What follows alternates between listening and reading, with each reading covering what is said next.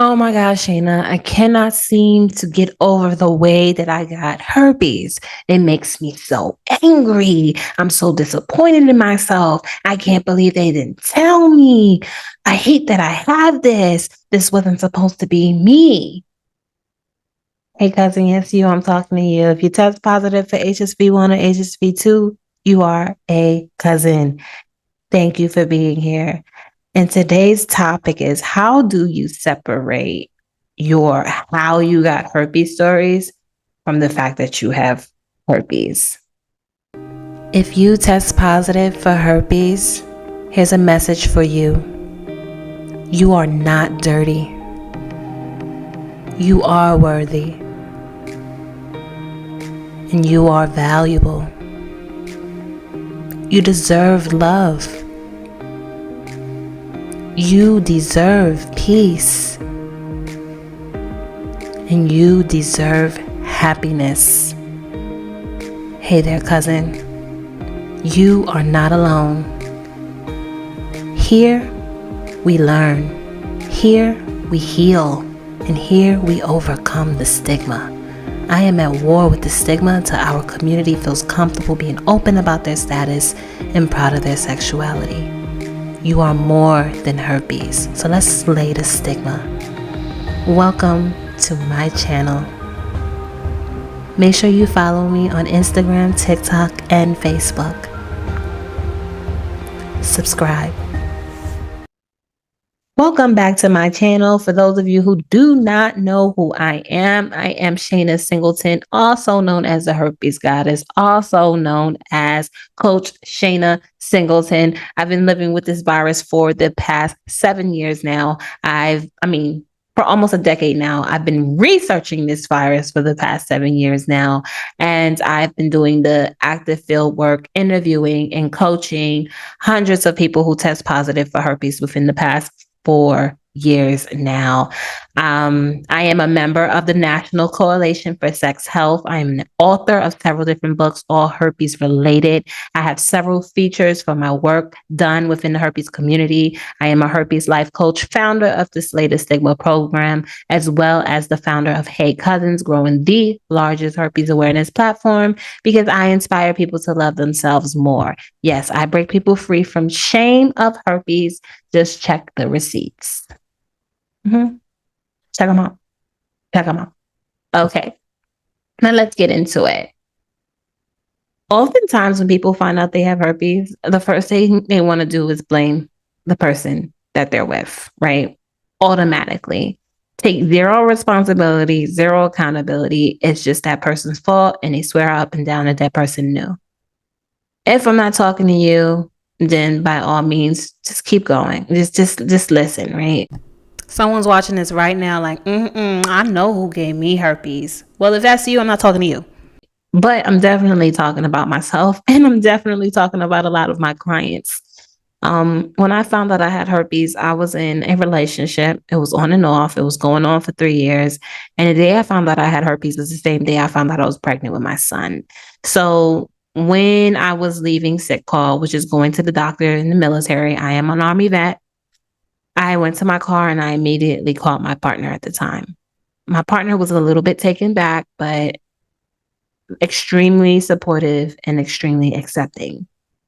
Because of my own internalized stigma and how I found out I had herpes, to me, that was a mission.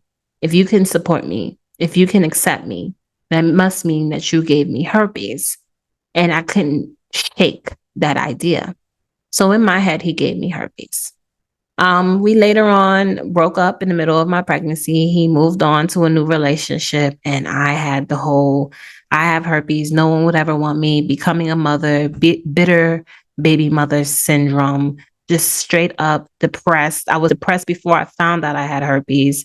Herpes was a cherry on top. Postpartum depression kicked in, and that was my sad story. That was my sad victim story. Every time I had to talk about my herpes, I had always had to talk about how my baby daddy gave me herpes. Sad story, right? It wasn't until I went through this phase, and this happened in 2017 when I decided to go on a self-love journey, a healing journey. I said that everything up until that point, no matter how bad I felt somebody did me wrong, was on me. It was my fault because I lack self love. And that was my first step into accountability. When I decided to take this journey, it opened me up to wanting to research the virus, learn about the virus and how it related to my body. How can I live a happy, healthy, thriving life with this virus? I then became aware of how I was victimizing myself every time I had to talk about herpes. They say if you point your finger, you got three fingers pointing back at you. Pay attention to the three fingers pointing back at you. Peace will never be found in your victim story. And if you are reiterating it and telling it every single time, it's always going to make you upset. It's always going to make you sad. It's always going to make you angry. And I didn't want to move forward telling people that I have herpes filled with this sad story as if I didn't get over my ex. I needed to separate from them. In my research, I learned that herpes can lie dormant in your body for years before it decides to wake up. Something like herpes, like a pregnancy, will help you manifest an outbreak to the surface, right? So that's one.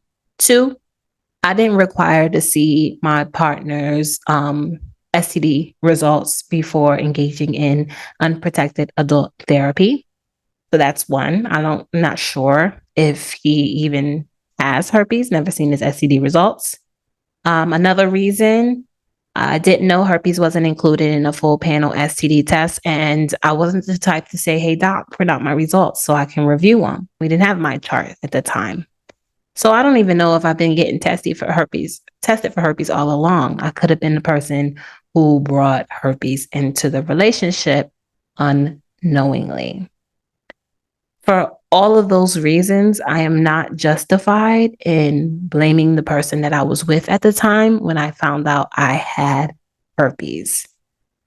In doing that, I was able to change my victim story into a victor story. I was able to let go of that narrative, stop getting sad and angry every time I had to talk about herpes, and heal my relationship with myself, my relationship with my herpes, and my relationship with my child's father moving forward.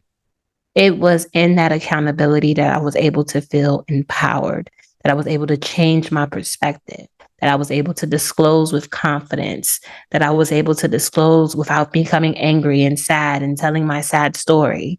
Um, if you want to heal and if you want to find your peace, I'm going to say again that your peace will never be found within your victim story.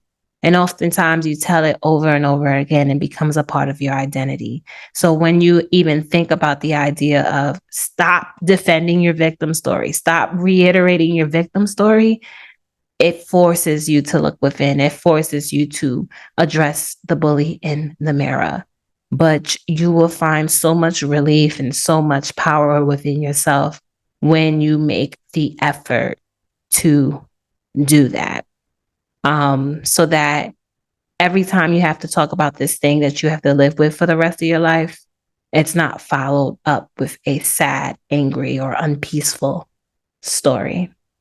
I hope this helps. Leave any comments down below. Talk to me. Your support is needed and it's greatly appreciated. Like, subscribe, comment. Every Monday, I'm dropping a new tip. Every Wednesday, I'm educating you about the virus. And every Friday, we are dismantling the stigma. Stay to the end of the video for a cousin's testimony. I just want to say this too.